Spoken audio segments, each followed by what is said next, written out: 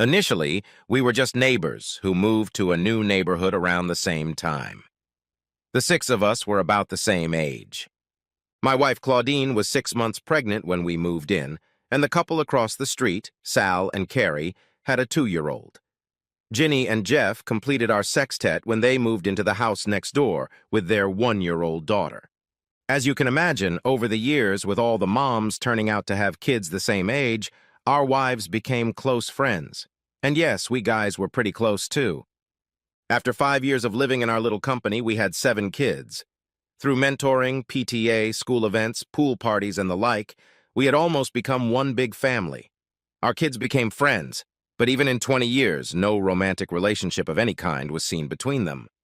So, at 49, I was the oldest in our company, and Carrie's 42 years made her the youngest.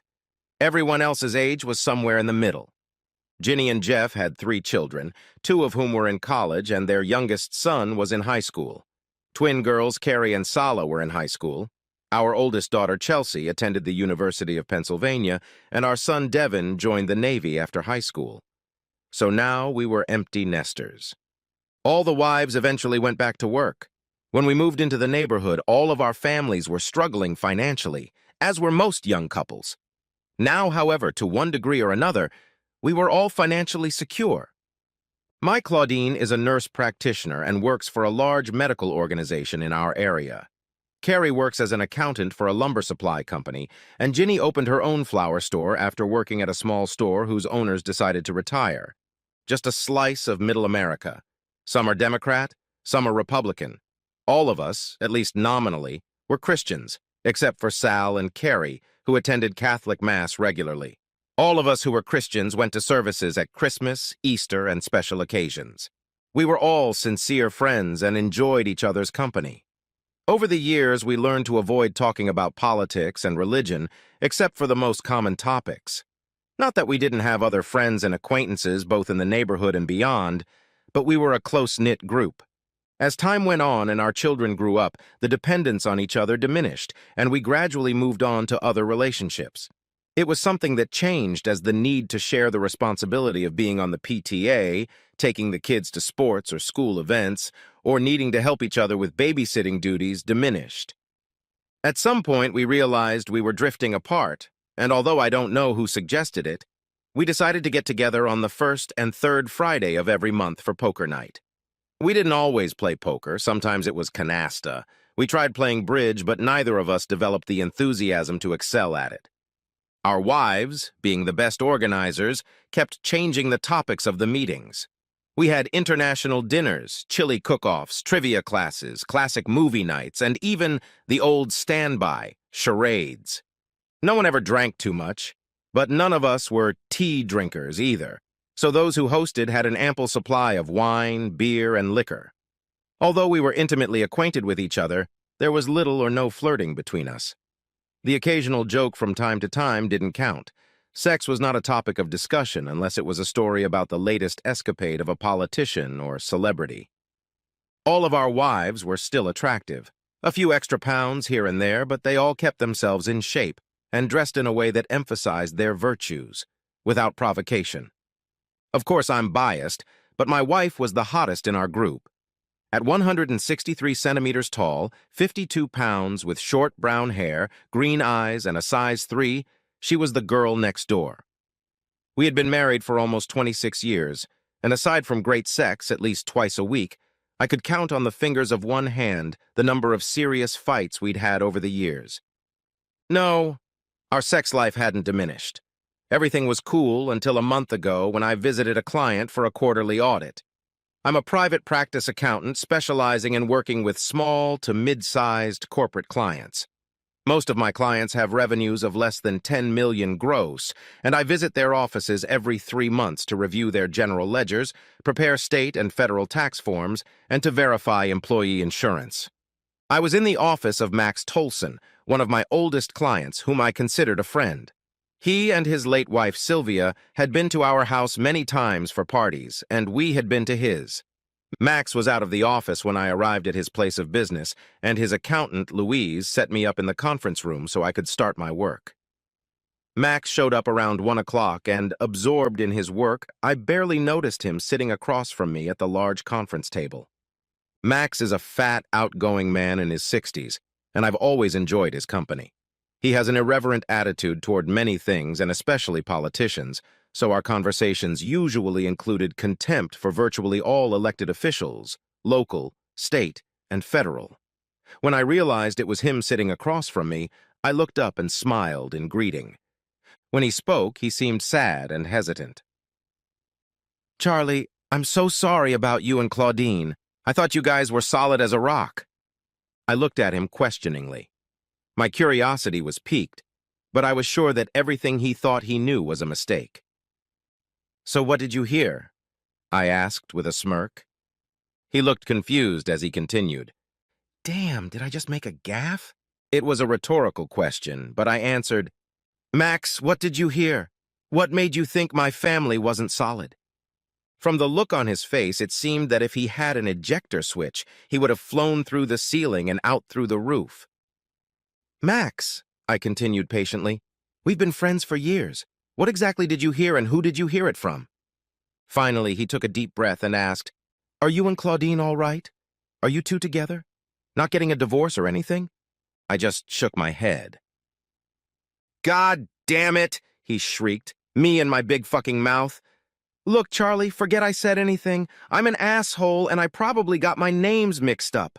I'm getting old, you know. Sometimes I walk into a room and I forget why the hell I walked in there. I know it's to get something if I remember what it is." Max's repertoire of expressions goes back to when he was just starting his business and getting his hands dirty on a regular basis, but I knew he was just stalling. Max still hadn't convinced me because he wasn't stupid or oblivious. "Come on, Max, cut the crap," I said a little more forcefully than I intended. My initial amazement at his question turned into something close to suspicion. "All right, okay. Anyway, it probably doesn't mean anything," he said dismissively, waving his hand. In fact, I hadn't heard anything. Before I could object to what was another stalling tactic, he continued. "I was having some problems with high blood pressure, and my doctor changed my prescription and made me see him twice a week so he could control my blood pressure. He's one of those doctors who works in the same office as your wife. Almost a month ago was just such a visit day. I was waiting at the front desk when the doctor walked past me. 'Son of a bitch,' he said, not addressing anyone and looking away. Anyway, the girl at the desk eventually called my name and told me to go to room D Mall, that the doc would be here in a minute. I'm a little hard of hearing, but too proud to admit it, but I was pretty sure she said D. All the doors were closed, so when I got to the door labeled D, I slowly opened it to peek inside before going in. I didn't want to walk in on some poor bastard who had his gloved finger shoved up his ass. Anyway, he sighed uncomplainingly, that's when I saw them. I mean, I saw Claudine and some guy in the green pajamas that all the patients wear in hospitals and doctors' offices these days. I like it when you know right away who's who. Doctors wear a tie with a 3/4 length white coat, and they have a stethoscope around their neck. Nurses have starched white uniforms with a nursing school cap. The nursing assistants wear pajamas, and the janitors look like janitors. With today's political correctness, it's better to know who's probing your intimate places. Max stalled again, and I could tell by the look on his face that he didn't want to continue. My heart was pounding frantically, but I said as calmly as I could, "Max, it sounds like what you saw is not what I want to hear, but I need to hear it. You've opened a can of worms, and there's no way to drive the genie back into the bottle." Trying to squeeze some levity out of myself, which I certainly didn't have, I added, "Max, I know this is embarrassing, but I promise not to shoot the messenger." "Ah, for crying out loud," he proclaimed. They didn't hear me click the door shut, and I can tell you, Charlie, I almost shit my pants. Apparently, Max thought he had fulfilled his obligation of full disclosure, but there was no way I was going to settle for him glossing over something as serious as this, so I persisted. "Max, did you see them kissing? Did she smack him on the lips? Did they put their arms around each other? Did they kiss with their tongues? Were their bodies interlocked with each other? What did it look like? Give me something, Max." "Damn it," he exclaimed. Yes, they were kissing and they were pretty close to each other. and he slipped his hand under her blouse, whatever it was called. It all looked like it was more than just a kiss on the lips. As far as I could tell, it was a young guy with curly brown hair, early 30s or so. I didn't get a close look at him. Closing the door behind me, I went back to the front desk, where I was told it was a B room, not the D room I was supposed to be in. When my doctor came in, my fucking blood pressure was 240 over 122. He even wanted to put me in the fucking hospital, God forbid. Later, when I thought about what I had seen, I thought you guys must be splitting up, which is why I opened my big mouth. I have no idea how long I sat there with my head down when I felt Max standing behind me and massaging my shoulders with his hands. He leaned over and said in a soft voice, "Charlie, I want to tell you something I've never told other people, something that makes me very ashamed. I loved my Sylvia with all my heart and soul. When she died, I wanted to die to be with her too. Nevertheless, we are all human and we all make mistakes." About 20 years ago, I was in Congress. My business was starting to pick up and I had money in my pocket. I felt like I was on top of the world. I was young. The booze and hormones were pouring in, and I invited the woman I met there into my room and literally kicked the shit out of her. We spent the whole night together. She was married, attending another Congress, and if my life depended on it, I couldn't tell you her name or even what she looked like. All I remember is waking up alone with a splitting headache and the memory of what I had done. Me, big tough Max, crying into my pillow at my own betrayal. If there is a God and a heaven, I know Sylvia will know what I did. I just pray that she forgives me and we can be together again. Listen, Charlie, what I saw may have been nothing more than a one-time flirtation, a moment of human weakness. Please think about that before you do anything. Tears were streaming from my eyes now, which I tried unsuccessfully to hide, and I reached over my shoulder, patted Max's arm, and said in a shaky voice, "I don't think I can stay here and keep working. My head is occupied with something else entirely now."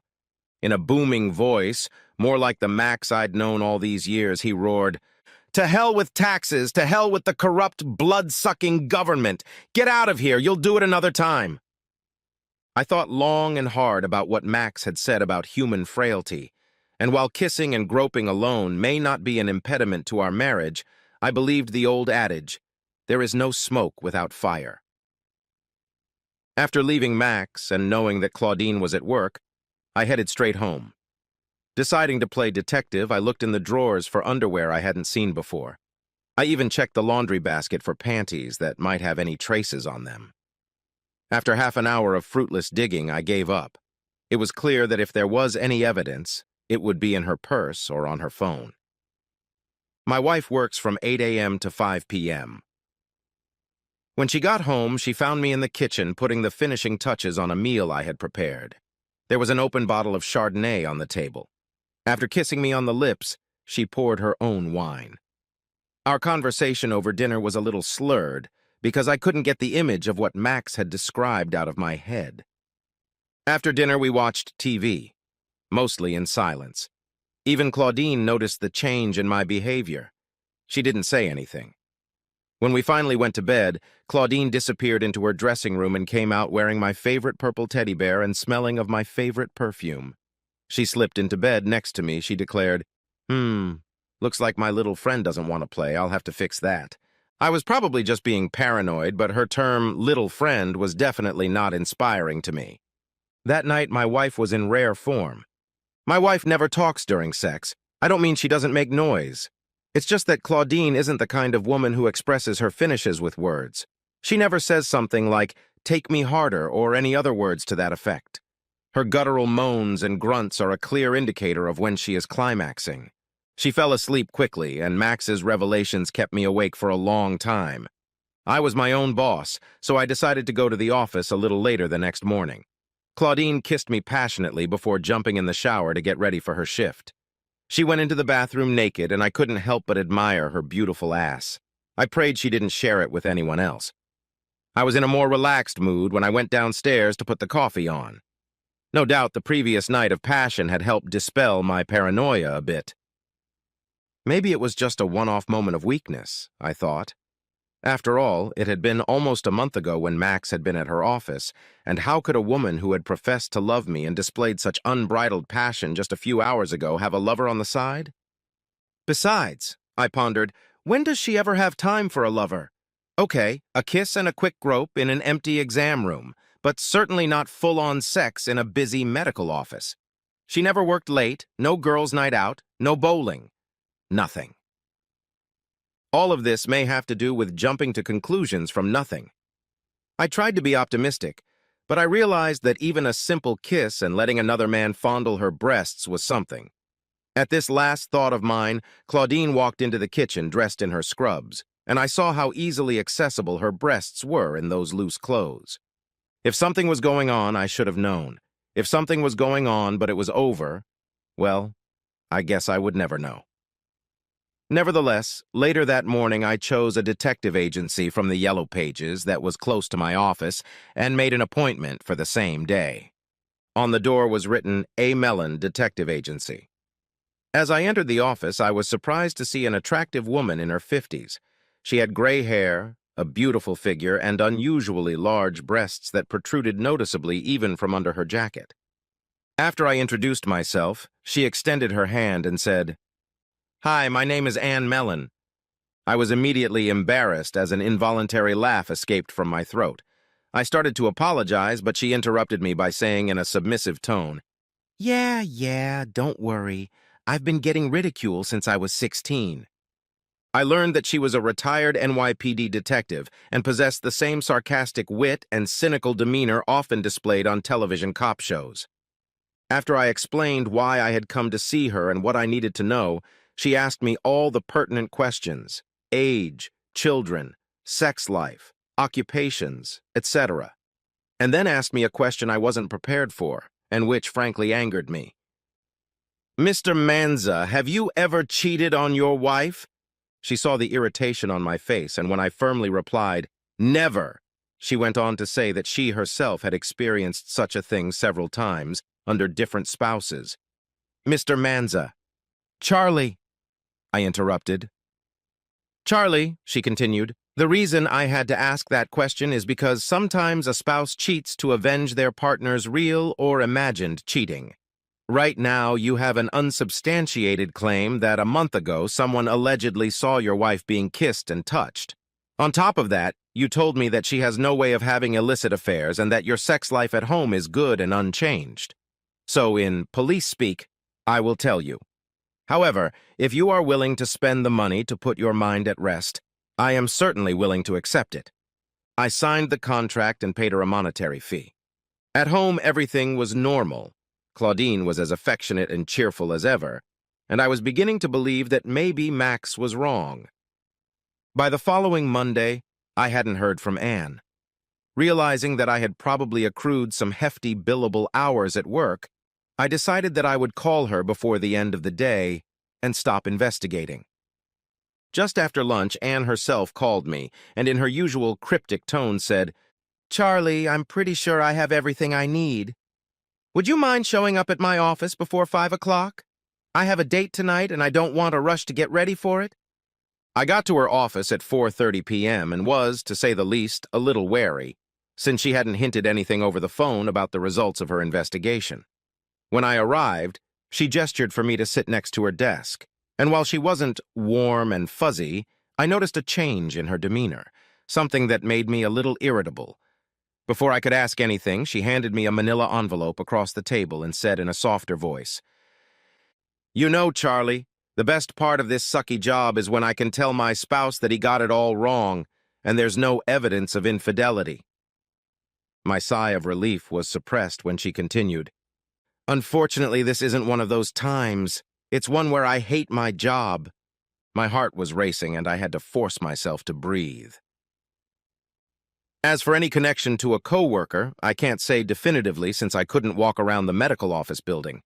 However, twice last week, first on Monday, she left work around 1 p.m., presumably for lunch, drove 2 blocks to an apartment complex, and went into a studio apartment.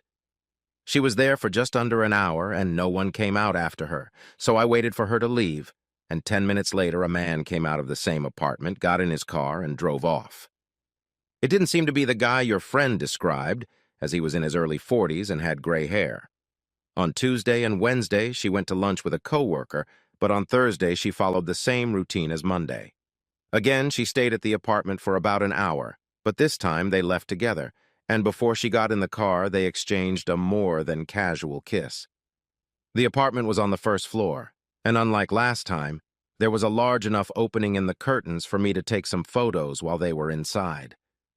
All the pertinent data is in the report, including time-stamped photos of them in the apartment, her coming and going, their kisses, and his personal information that I got from his license plate and cross-checking the apartment's rental information. She took a deep breath before speaking again. "Charlie, I'm going to give some unsolicited but good advice. Don't open the envelope. Just give it to your attorney, if divorce is the path you intend to take." After a moment's silence, she continued, "But I know you won't take my advice. I myself didn't listen when it happened to me. There's a masochistic streak in all of us that only makes the pain worse. I'm telling you a cliché of clichés, but it's true. Sometimes good people do bad things, but that doesn't necessarily make them bad people. Do yourself a favor. Make it as painless as possible for yourself and your family. Revenge eats away at the soul." She came out from behind the desk as I stood up, trying to hold back tears, kissed my cheek, and, no longer looking like a cop, said, "Please don't do anything stupid, Charlie. I know you're in pain. I've been in that situation too, but life doesn't stand still and time heals all wounds." I went back to my office, and before I opened the envelope, I wrote to Claudine, "I'm having problems at work with the audit that is due tomorrow. I'm going to be late. Don't wait up." The last words stuck in my throat, but their absence would have been quite obvious. Love, Charlie. I guess we all have masochistic tendencies, because I did the exact opposite of what my detective recommended. I opened the envelope. The report was pretty detailed, with names, dates, length of stay, and a very general description of what was on the CD. Anne called it intimate sexual contact. Reluctantly and with trembling fingers, I inserted the CD into the player, and after about 10 minutes of watching all the footage, I did the next thing Anne had warned me about. I began to plan my revenge. When I got home and walked into our bedroom, Claudine was asleep, watching the rise and fall of her breasts, her brown hair framing her face on the pillow, and the seemingly peaceful innocence of her sleep. I wondered what had gone wrong. For a moment, I thought maybe I should talk to her. If we went to a counselor, maybe we could save the marriage. But then I remembered the tape I'd seen just an hour ago. How long, I asked myself, has this been going on? How many others has she betrayed me with? Truth be told, I didn't want to know. The answers could only serve to torment my already broken heart more. When I woke up in the morning after a restless night's sleep, Claudine wasn't in bed. I could smell the aroma of freshly brewed coffee wafting up the stairs from the kitchen.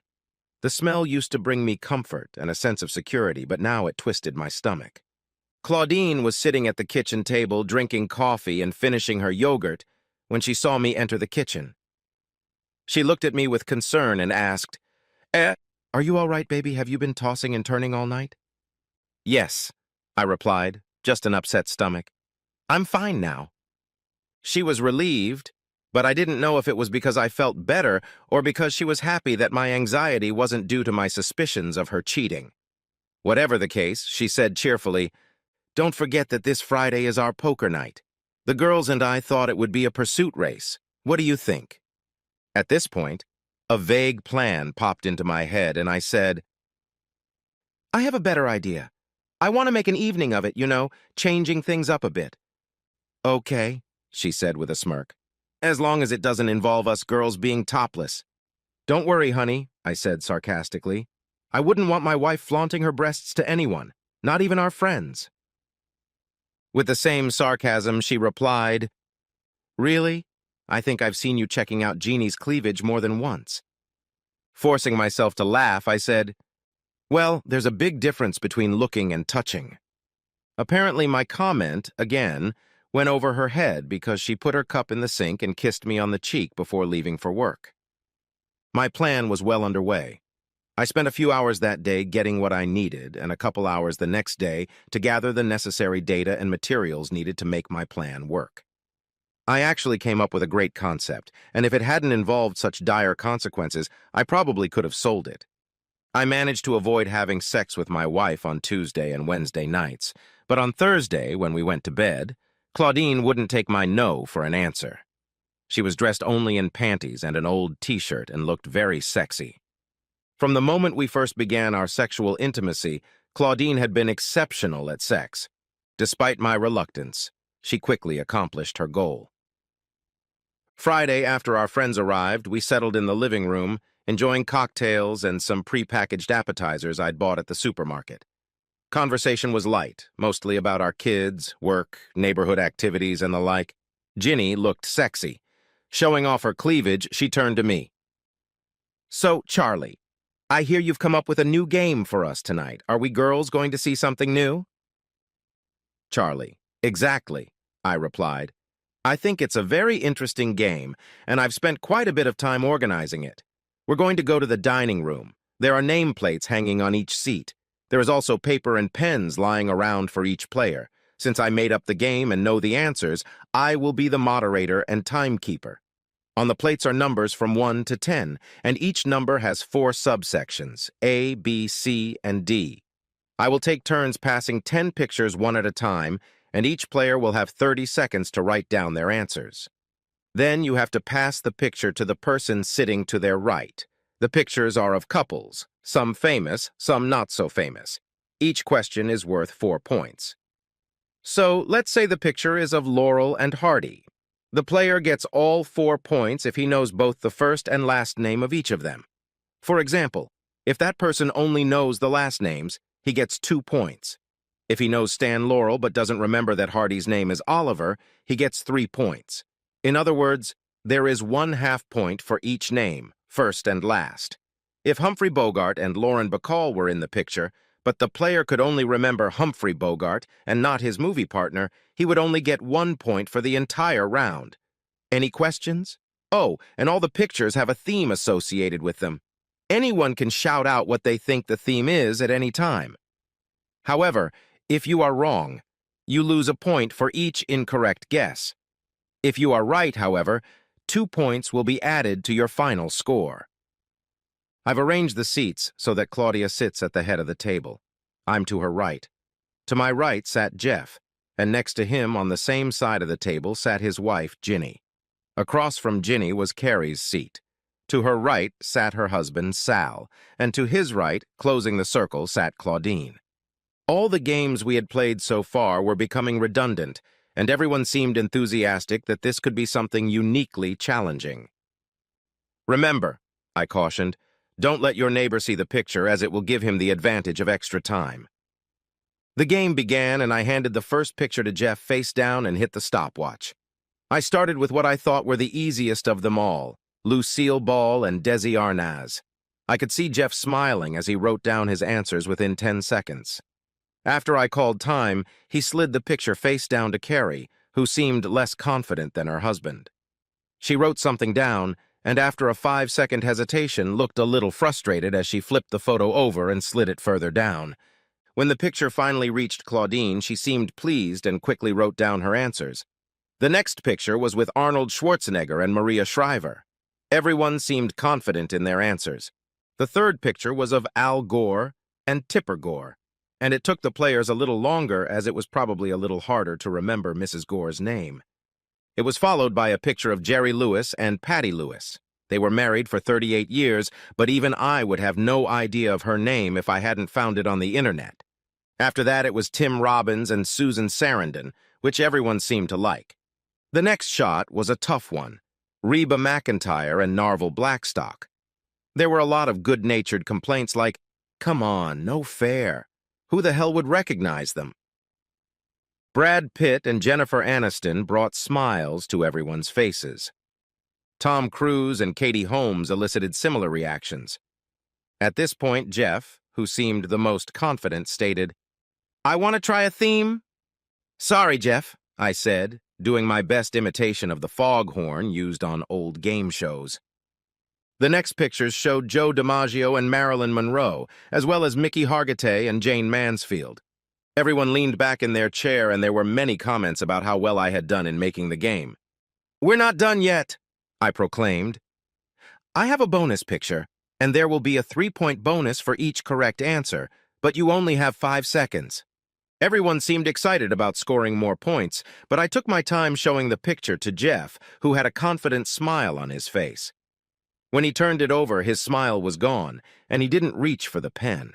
He just sat there, looking at the picture with a blank expression on his face. Sal laughed and said, "Wow, that must be hard." I hit the stopwatch and said in a commanding voice, "Time's up, Jeff. Pass the picture to Ginny." Without turning it face down, he held out the picture to Ginny, who looked up at him with a triumphant smile because he couldn't identify the people in the picture. When she finally looked down and saw a selection of 4 pictures on a 20x25 centimeter sheet, she, aghast, dropped the picture and covered her mouth with her hand. One frame showed Claudine standing on all fours in bed and being had from behind. Another showed her in the 69 position. The next one showed Claudine with her legs spread and a man's head. The last shot showed her kneeling on the floor. The man's recognizable face was clearly visible in all but one of the photos where he was buried between my wife's legs. "Time, Jeannie, to give Carrie a chance," I said cheerfully. She looked at me sadly, but didn't move to hand over the photo. Carrie laughed and said, "Come on, give the rest of us a chance." She reached out and slid the picture towards me. Carrie looked at the images blankly and seemingly without emotion, but finally reached to the middle of the table and picked up a glass bowl of onion dip and shouted, "You fucking bastard!" and threw the bowl at Sal's face. Sal was knocked off his chair and tried to wipe away the onion sauce and blood that splattered from his nose, eyes, and face. Jeff and Ginny watched stoically as the scene unfolded and Claudine stood stunned. Sal tried to stand up and screamed, "What the fuck?" Carrie grabbed the pictures from the table that Claudine was looking at in shock and shoved them in her husband's face and growled, "That's what the fuck, you slimy piece of shit!" With those words, she kicked him right in the balls.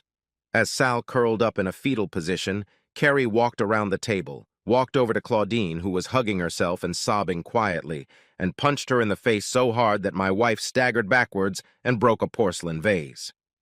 Carrie turned and, looking contemptuously at her moaning husband, hissed, "Don't even think about coming home, you unfaithful bastard.